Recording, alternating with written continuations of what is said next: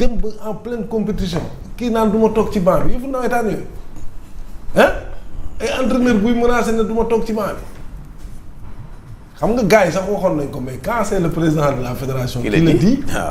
ne c'est son secrétaire général qui est venu le trouver ne ko Pape menace de ne pas aller dans ce match là quand même ça c'est grave. C'était trop enfantin parfois. te quand tu reprends la relation des faits mais la fédération avait proposé son premier contrat à Pape Thiaw au retour de la CAN. loolu tamit xam nga day xaw a maanaam disculper un peu la fédération. ak lu ñu mënti wax ñu nekkuñu fi pour fédération ou pour Pape Thiaw man Pape Thiaw quand je le juge sur les résultats sur le terrain man ci loolu laa ko jugé toog fii ne Pape Thiaw il a perdu son vestiaire il peut plus coacher l'équipe dañu war a wuti keneen boobu yii sax waxaguñ ko mais quand même buñ demee ba compétition bu mel ni coupe du monde mais mënoo gagner compétition bu mel ni coupe du monde entraîneur bi naan damay toog ci banc beeg du ma toog alors que yow tu reviens d'une première défaite contre la France nga war a dajeek Norvège ay dinaa toog ak du ma toog ba à 3 heures tu as du coup d'envoi du match président bi bu demee ba ne moom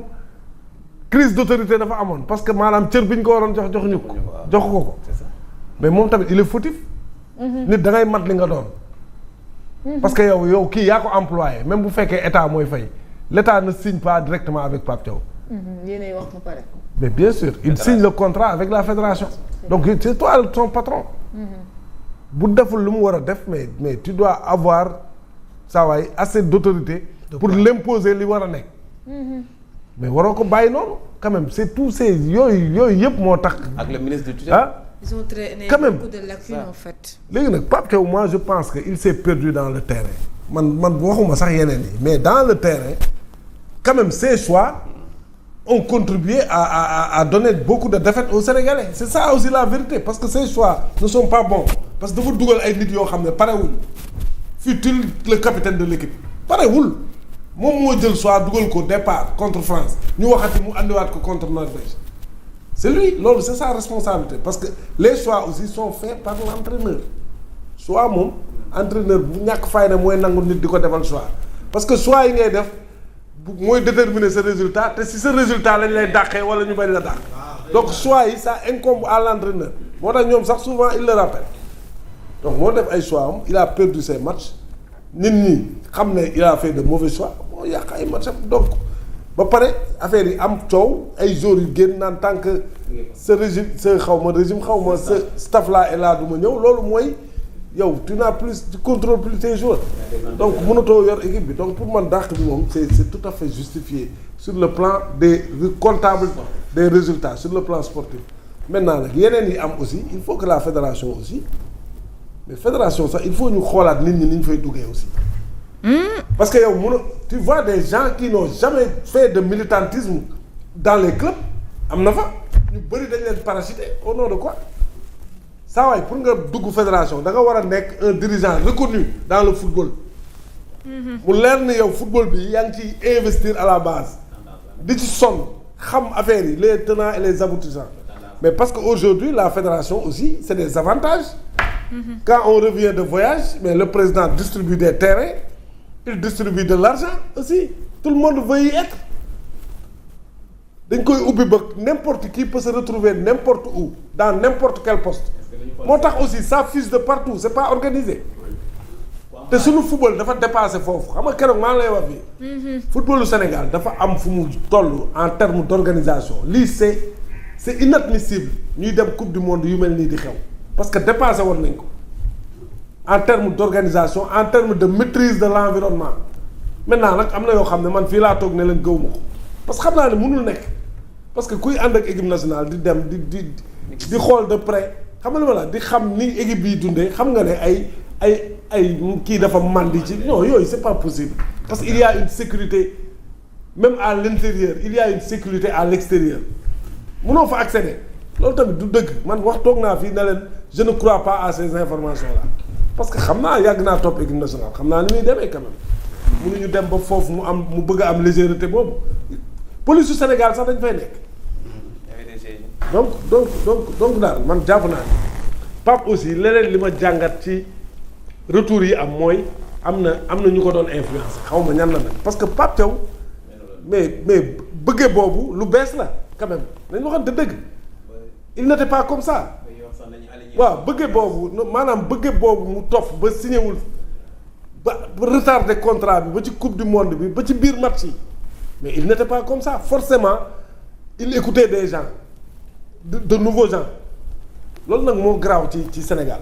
dañ lay fekk yëy sa nopp dugal la ci affaire yoo xam ne xam nga après da ngay taxawee neneen alors que moom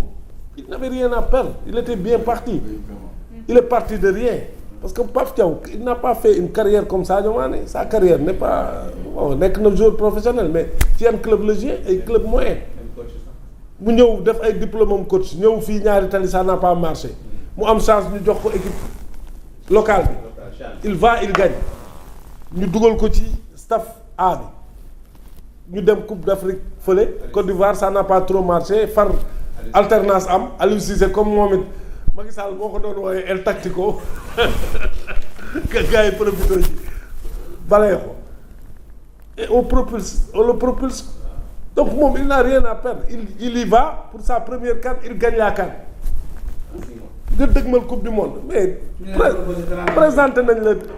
on t'aligne sur le dernier contrat de Aliou Cissé mais c'est logique Aliou Cissé a gagné la première CAN c'est Aliou Cissé ak longévité bi mu am ak longévité bi mu am yëpp yow en l'espace de quelques defaraat xoolaat yëpp yow en l'espace est-ce qu'il a fait 2 ans à la tête de l'équipe yow en l'espace boobu ñu aligné la ci Aliou Cissé c'est déjà maintenant loolu da nga koy jël nga signer sa contrat dem en toute sérénité parce que yenn saa yi gis nga challenge dafa am gis nga entraîneur muy joueur di entraîneur yenn saa yi tu peux perdre de l'argent mais leneen yow leneen ngay wut. mais Sénégal sax mënoon na ko ñaan. parce que ñeneen mënoon nañu ko proposer lépp Sénégal mu dem fee mu dem yoonam. donc moi je pense que dafa am fausse note quoi dès le départ il aurait dû signer son contrat bien avant. stabiliser ko. ñuy wax sax waxi coupe du monde boo xoolee aussi. boo dégloo président bi. il y a eu beaucoup de couacs aussi sur l'approche de la préparation moom en fait sax. il a accepté qu'ils n'ont pas eu un plan de préparation. parce que yooyu yëpp aussi dafa déteindre suñu participation. donc plus jamais ça. fédération aussi nañ def seen mea culpa. oui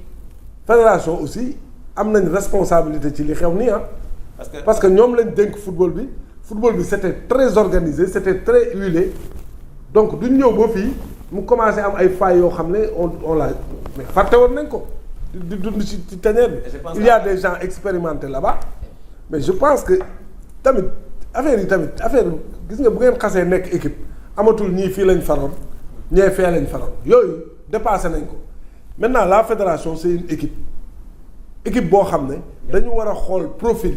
parce que c'est ça aussi le problème au Sénégal dañu xool profil dafa am solo parce que yenn saa yi ñu jox nit loo xam ne xamu ko wala mënu ko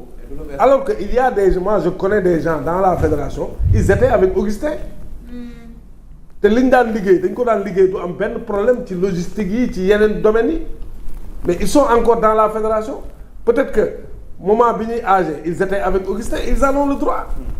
mais Augustin jàllul mais ñoom ils sont membres de la fédération mais il faudrait que ñooñu ñu bañ leen écarter